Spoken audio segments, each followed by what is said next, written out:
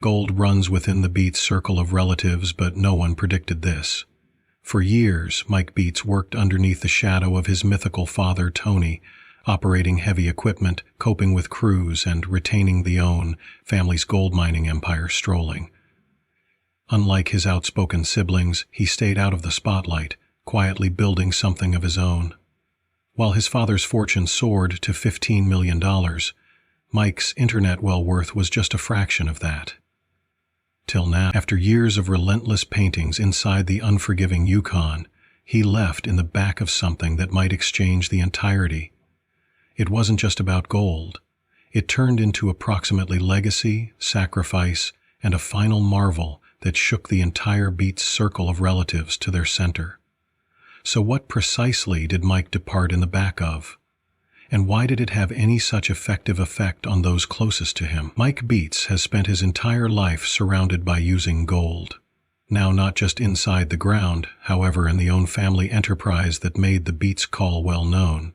He's the second youngest in a mining dynasty, led by means of his father, Tony Beets, the mythical $15 million Klondike King, while his siblings Kevin and Monica have carved their very own paths inside the own family's gold mining empire. Mike has developed a reputation as the crew's heavy equipment professional, able to managing the toughest jobs on website. If something huge desires to be moved, whether it's a 40-ton crane, an Oshkosh truck, or a multi-million-dollar wash plant, Mike is the only in the back of the control. He's the man making sure the operation does not grind to a halt. But despite his abilities, his fortune is shockingly small as compared to his father's. Mike has labored in mining, considering he became 13 years vintage, beginning at the lowest like each Beets child. While his father constructed an empire, Mike found out how to function heavy machinery, haul massive loads, and deal with the daily grind of life on a gold declare. Pass ahead to these days, and he's one of the most skilled operators inside the business. But here's the twist. His internet really worth is just 200. That's much less than 2% of Tony's massive fortune. Even his older brother Kevin is worth $2 million, while Mike is still preventing to show himself, and the largest query is why. The Beets circle of relatives is not like other mining crews. This isn't always a company operation with boardrooms and investors. It's a dynasty constructed on hard paintings, risk, and a little bit of good fortune. Tony, firstly from the Netherlands, arrived in Canada with a dream and grew to become it into a gold mining empire. Along the manner, he made sure his children labored, simply as tough as some other miner. For Mike, that intended waking up early, operating lengthy hours in freezing conditions, and taking over the most physically stressful jobs. By his late young adults, he was running heavy equipment, moving dredges, and coping with multi-million greenback equipment like a pro. But here's the reality. Tony Beets is still the boss. Unlike Kevin and Monica, who have taken on larger leadership roles, Mike remains in his father's shadow. He's reputable, he's experienced, however he does not personal the operation, and meaning he is nonetheless earning a miner's salary as opposed to a proprietor's fortune. Mining is not reasonably priced, and nor is strolling a group the scale of Beets. Mike's profits, around $25,000, in step with episode of Gold Rush. That manner, he's pulling in roughly $500,000 in step with season, a stable paycheck, however, nevertheless nowhere near what Tony rakes in from the enterprise itself. And out of doors of TV, his profits come from his palms-on paintings at the mine. That's far much less profitable than what his father and siblings make as choice makers. The whole is obvious. While Kevin and Monica are worried within the business aspect of mining, Mike remains on the ground doing the heavy lifting. While Mike is satisfactorily known for his position on Gold Rush, there's one aspect approximately him that most human beings don't count on. He's no longer just a miner. When he is no longer hauling gold-rich dust across the Yukon, he is conducting full combat, medieval combat. Yes, actual sword fights. Mike is a medieval recreationist, which means he fits up in a 60-pound set of armor and fights in actual nightly battles. It's an interest that units him apart from the relaxation of his family. While Tony and Kevin are focused totally on mining, Mike has any other ardor. It truly is just as intense. Mining through day, night, by using nighttime. It's a fascinating evaluation. In the Yukon, he's a system operator, scuffling with the factors to drag gold from the ground. But while he is off responsibility, he is training for tournaments, swinging swords, and residing a very extraordinary sort of journey. But again, in the mining global, matters aren't always smooth between Mike and Tony. While they paintings together, they have had extra than their honest share of heated moments. One of the largest blow-ups took place when a trommel shut down all at once.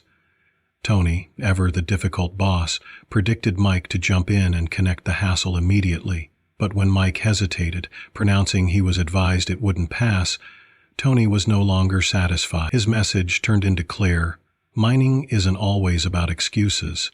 It's about getting the task completed, and that has been the topic of Mike's career. He's proficient, he's hardworking, he is one of the great machine operators on Team Beets. But not like Kevin, who stepped up as a front-runner, Mike is still proving himself. With an internet well worth of $200,000, Mike remains a ways from the extent of his father or even his siblings. But why? The reality is, Mike is a worker, now not an owner. He runs the heavy device, actions the machinery, and maintains the mine jogging, but he does not personal the operation. That manner, while Tony and Kevin see large paydays from gold sales and commercial enterprise deals, Mike continues to be earning a miner's wage. And that raises a massive question. Will he ever break out of his father's shadow? Mining is dangerous, high-profile, and unpredictable. One season can make or wreck a group. While Tony has constructed a fortune through years of clever decisions, Mike continues to be grinding it out inside the daily operations. But that doesn't imply he isn't always precious. In truth, Mike is frequently the one taking the largest dangers. If something is going incorrect with the device, he's the one stepping in to restoration it, move it, or recover it. And talking of factors going incorrect, there become 1 second that nearly fee the Beets Group massive time. Might become hauling a $300,000 wash plant, one of the most vital portions of mining system on web page. It ought to have been a habitual shipping task, however, then disaster struck. The activity turned into presupposed to be easy. Load up a 25-ton wash plant, shipping it 20 miles, and get it jogging at Dominion Creek. A 4-hour activity, maybe 5 with cautious riding. But in gold mining, not anything is ever that clean. Mike Beets was at the back of the wheel, leading the operation to transport the plant, worth a fantastic $300,000, and make certain it arrived in a single piece. This turned into a high-stakes shipping task with one purpose: preserve the equipment intact and operational. Everything began smoothly. The plant, nicknamed the Kiwi Wash Plant, had been sitting idle at Paradise Hill all season, amassing rust and dirt. It wasn't in pristine condition, but it became nonetheless a pivotal piece of machinery, capable of processing heaps of pay dirt according to hour. Tony Beets made a deal to get it moved, and Mike took fee of the delivery. The gadget turned into, loaded onto a huge lowboy trailer, secured with business-grade chains and placed for the lengthy haul. The first few miles were uneventful. The convoy rolled through the dust roads, navigating tight turns and unpredictable terrain, something the Beets Group had completed infinite instances earlier then. But then, without caution, one of the securing chains snapped. The shift in weight turned into immediate and unforgiving. At that moment, the entire wash plant tilted off balance. The group had no time to react. In seconds, the huge shape crashed off the side of the trailer, slamming into the rocky ground beneath. The effect kicked up a cloud of dirt, and the sound of metal scraping towards rock echoed through the valley.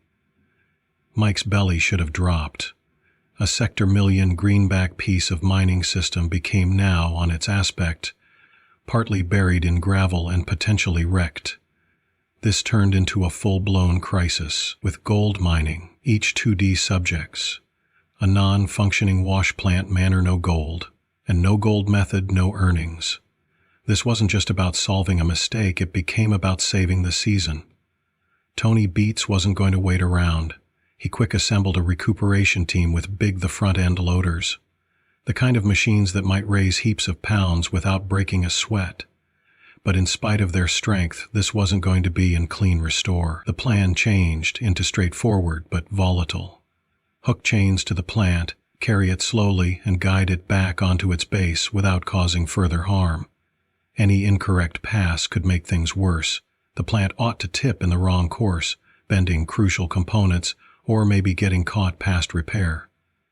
Mike climbed into one of the loaders, taking control of the healing effort himself. He knew that if the job wasn't completed proper, they could be searching at weeks of delays and hundreds of heaps of greenbacks and misplaced gold.